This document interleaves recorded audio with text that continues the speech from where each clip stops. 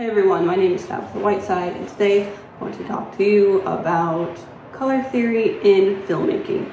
We're going to be looking at the Harry Potter franchise and the color palette for the films.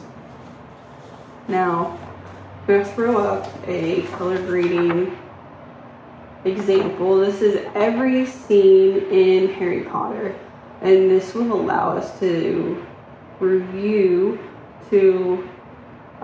as we discuss the color palette. So the first three films of the Harry Potter franchise are filmed in a reddish orange hue and aren't that dark in their tone. The remaining films remaining 5 films start to take this green blue color palette, and tonally they are blacker. They're just darker than the first 3 films. And while these differences could be explained by the fact that they have different directors, I think that this is an oversimplification of why there are different color palettes for each of the films. So one of the only writings that talks about color theory or how color plays into visual storytelling is by a woman named Patty Bellantoni, and it's called If It's Purple, Someone's Going to Die, The Power of Color in Visual Storytelling in Film.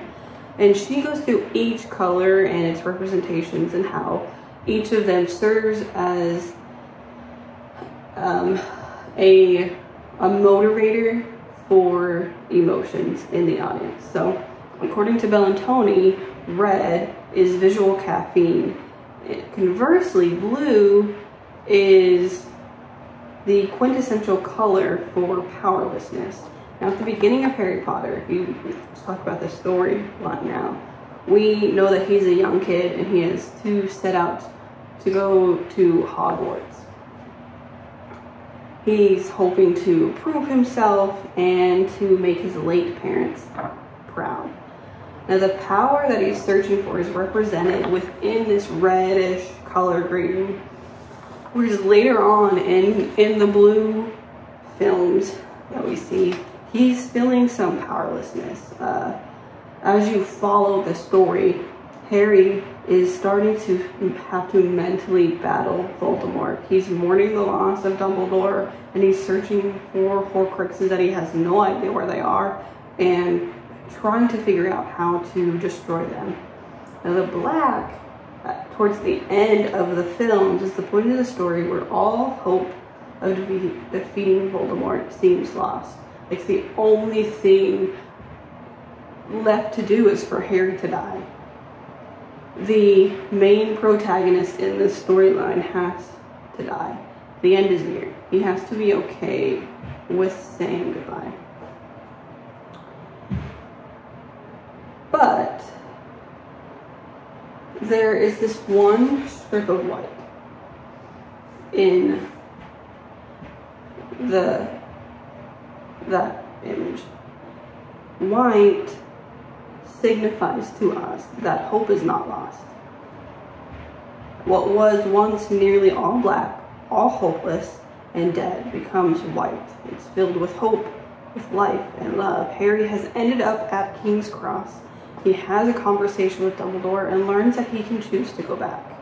That by sacrificing himself, he has the option to be reborn again, to come back to life.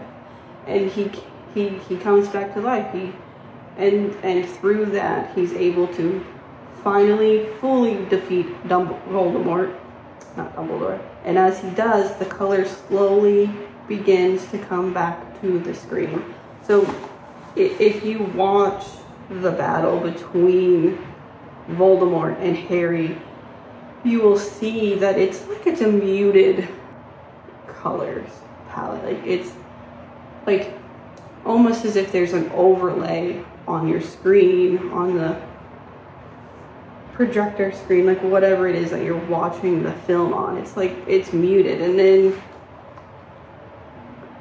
as Voldemort dies, the color comes back. So we can see how color plays into the storytelling of filmmaking simply by looking at and analyzing the Harry Potter films from the very first one to the last one.